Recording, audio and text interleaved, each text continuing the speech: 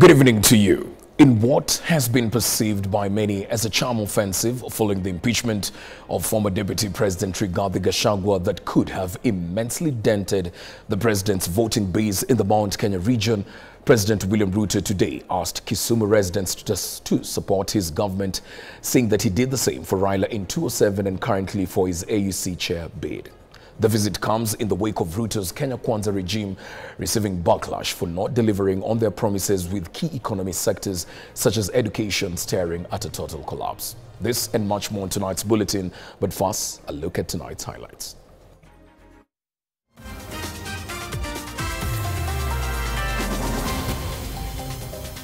Tonight, President William Ruto seeks political support from Nyanza region. Mimi nilisimama hapa Kondele. Nikasema siku moja nilisaidia Agwambo. Na safari hii yeye amerudisha mkono, amenisaidia mimi. President William Ruto visits Nyanza bearing some goodies. Serikali ya Kenya tunaweka milioni 300 kujenga landing site hapa Asat na kule Ogal. Tuhakikishe kwamba hawa vijana wako na wanaweza kuendesha uvuvi kwa taratibu na njia ya sawasawa.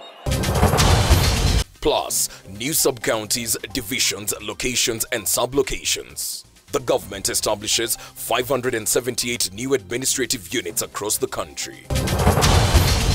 And more religious leaders fall to the K24 government. Mr. President, Kenyans are hurting economically. We call upon your government to act swiftly to address these challenges and provide the much needed relief to citizens. The church reiterates its roles to the people. Also tonight, given the procedures and rules of accessing to that money, no developing country can get it. Counties fault current climate financing framework as Climate Justice Conference opens in Eldoret. We'll be addressing procedural justice, which emphasizes inclusivity, transparency, and fairness in decision making.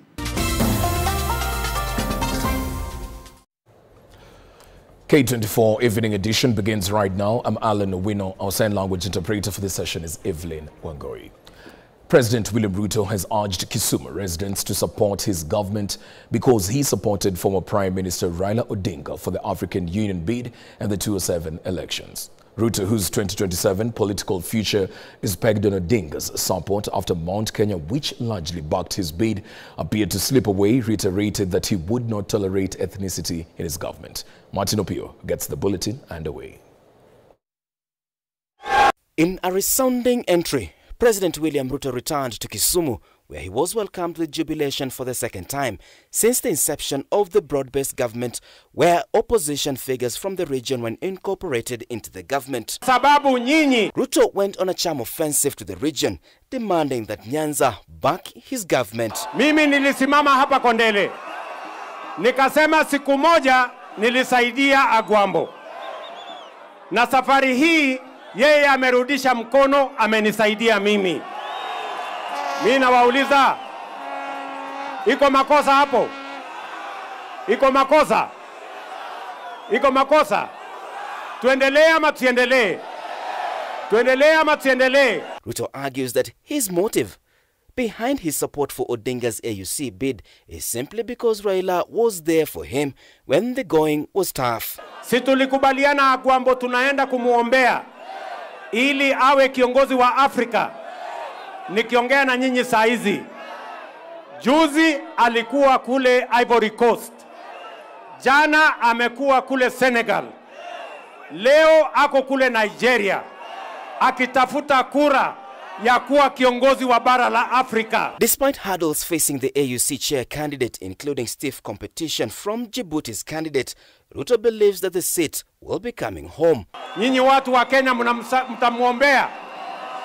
Mtamuombea. Wale wanasema tuombea Agwambo nione kwa mkono. President Ruto has been in a political quagmire after the fallout with his ousted Deputy President Rigathi Gachagua and has been looking for partners ahead of 2027, with the mountain seemingly slipping away. In spite of the situation, the president says his government has no room for tribalism, remarks that appeared to be targeting the former DP. Jameni, si hii serikali tumeunda ya broad-based. Hii ya broad-based. Si tumekubaliana tuunganishe Wakenya wote. Nyinyi watu wa Kisumu mko ndani. Munasema wa kule Mombasa wawe ndani. President Ruto's 2027 challenges are further compounded by lamentation from Kenyans over the high cost of living and the government's taxation policies. The president spoke during the official opening of the 4th African Sub-Sovereign Governments Network AFSNET conference in Kisumu. Martin Opio, K24 TV. Elsewhere, the Kenya Council of Church Ministries and Alliances has reiterated that their role is limited to offering prayers and moral guidance to the country. The council has also explained their position on offerings, urging those who give to the church to do so with a pure intention. They also expressed concerns about several challenges that remain unresolved, including issues related to taxation, unemployment, insecurity, the delayed reconstitution of the Independent Electoral and Boundaries Commission, and the struggling education system. The Council of Church Ministries and Alliances has once again emphasized that they are not affiliated with the government and their role is strictly to offer prayers and moral guidance. On the issue of church donations, the leaders stressed that while giving is biblical, they are concerned when offerings are made with ulterior motives or for publicity, saying such acts undermine true generosity. There's nothing wrong in giving to the Lord, but how? So the how is the concern I believe a number of the clergy have. But giving to God is biblical. There's nothing wrong with that. Whenever we are receiving the offerings and collecting offerings in church, we do not say now it is time for politicians. We don't say it is time for business people. We all of us bring to the Lord what God has blessed us with without announcing and without saying this is from so and so. So I believe the how here is what need to be very clear. Whenever you are giving, let not even your left hand know what you are giving. We think it's wrong for anyone to give for the purpose of publicity. To build this house requires money. To buy that seat you are seated there requires money. Meaning, giving is a principle that must be maintained. In addition to these concerns, the council expressed their frustration over a number of national challenges that remained unresolved. They highlighted that overtaxation has depleted disposable income of Kenyans amid high costs of living. Mr. President, Kenyans are hurting economically. We call upon your government to act swiftly to address these challenges and provide the much needed relief to citizens. They also urged the government to systematically review the transitional process of Social Health Insurance Fund to ensure accessibility and affordability for all Kenyans. This change was meant to be the beginning of a major transformation towards universal health coverage. Instead, it has left many Kenyans without functional health insurance covers, forcing them to dig deeper into their pockets to access health care at a time of significant economic hardship. With the new school calendar set to start in a month's time, the church leaders had a number of questions about the education sector, especially on the construction of grade 9 classes. With less than 50 days left before the January deadline, the government has only managed to construct 5,000 classrooms, from what we are told, out of the required 16,000. They also condemned the rising and unresolved cases of femicide and abductions. The people responsible of all these killings have not been brought to book. We ask the government to fast track the investigations and bring the culprits to justice to alleviate a feeling by the citizens that the security apparatus are involved. The clergy also pointed out the delayed reconstitution of Independent Electoral and Boundaries Commission (IEBC), which has not only hampered elections but also preparedness of the 2027 general election, which is now less than 3 years away. The leaders further urged the government to tackle corruption head-on and divisive politics and work towards uniting the country in harmony and inclusivity. Harriet Chimea, K24. Pending bills has been a major setback in implementing Taifa Care and the rolling out of the Social Health Authority. Now, the government says 3.7 billion shillings has been disbursed to cater for pending NHIF claims, Linda Mama program and the SHA capitation payments. The Ministry of Health says that contracts with facilities that were unable to offer services have now been published to enable them offer the needed services. So far, over 15.2 million Kenyans have registered under the new health insurance, even as the push for all Kenyans to register continues. Newly named Acting Social Health Authority CEO Robert Ingasira gave the update. Former Acting CEO Elijah Washida was sent on a 90-day compulsory leave 2 weeks ago.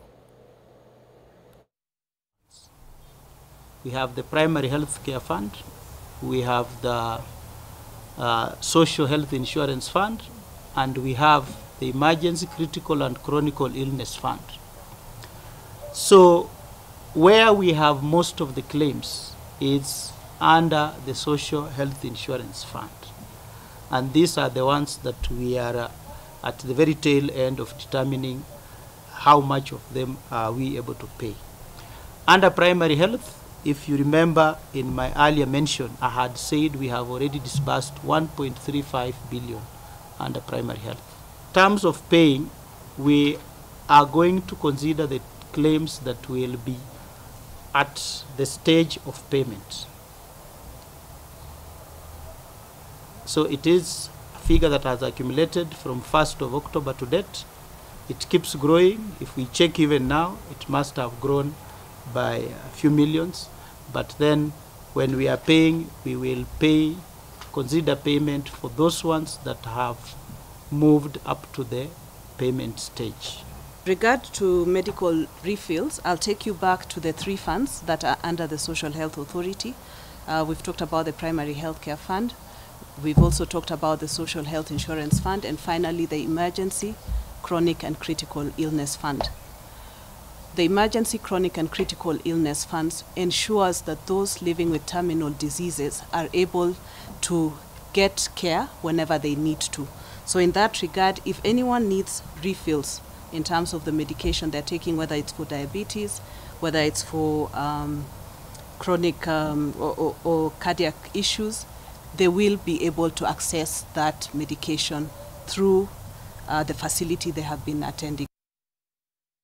Mobile network Safaricom now wants an exemption of M-Pesa transaction fees, telephone and internet services and donations from electronic tax invoice management system provisions, saying that the requirement to issue electronic tax invoices applies to persons carrying on businesses in Kenya. Most of the charitable organizations do not conduct income-generating activities and therefore are not required to issue electronic tax invoices.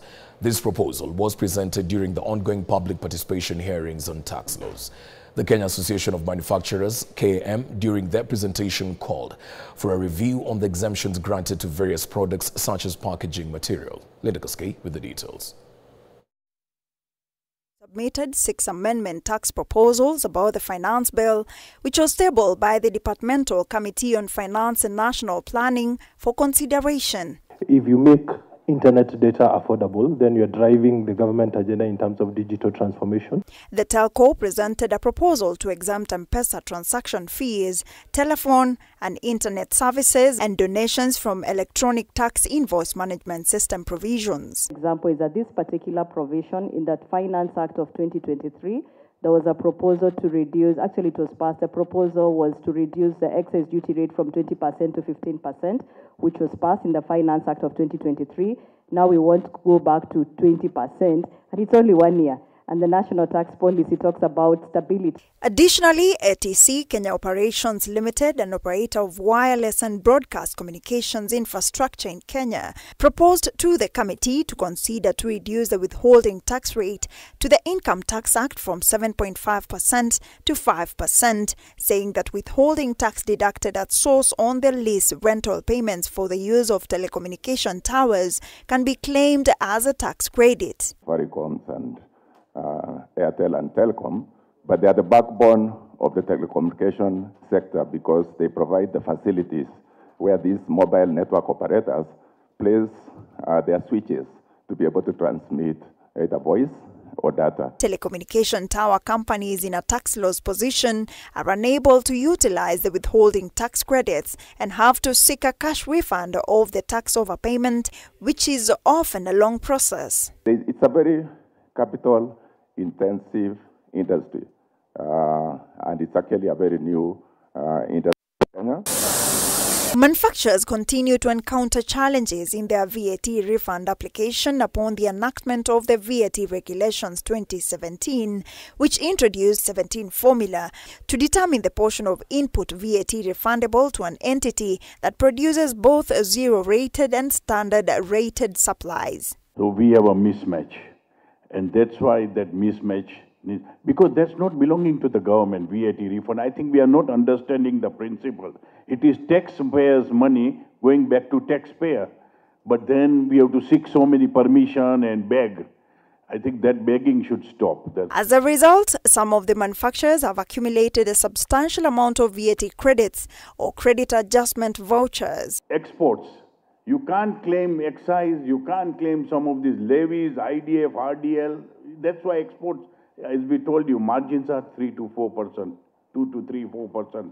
And all this, any new cost. And I told you, new levies which are coming. Come call for a review of the exemptions granted to various products, such as packaging material that are exempted or zero-rated. Products such as ink became a point of contention. Pressures on the supply chain have been major contributors to increased paper and ink cost, and if the government imposes a tax on ink products, it might impact the availability of the commodity and in turn see the prices shoot up. The issue here is about what is those specialty inks that are used as raw material vis-a-vis what you're saying is the finished product, which might be the retail inks. Allow the team to go back and clarify with the large producers or who use inks in their production as raw material to state which of those inks they're not getting locally, so we have clarity on this matter. According to Volza's Kenya import data, Kenya imported 2,969 shipments of printing ink from March 2023 to February 2024. The hearings continue on Wednesday, with more Kenyans and groups expected to present their proposals. Linda Koskei, K24 TV. Well, we take a short break right here on K24 Evening Edition. We'll be back with more updates in a short while.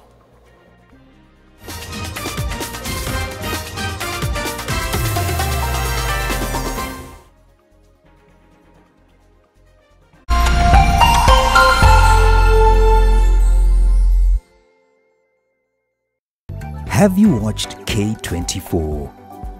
We would love to hear from you. Send us your feedback on what you like and what you don't like and why. You can use any platform to reach us. We can be reached on Facebook, Twitter, and WhatsApp.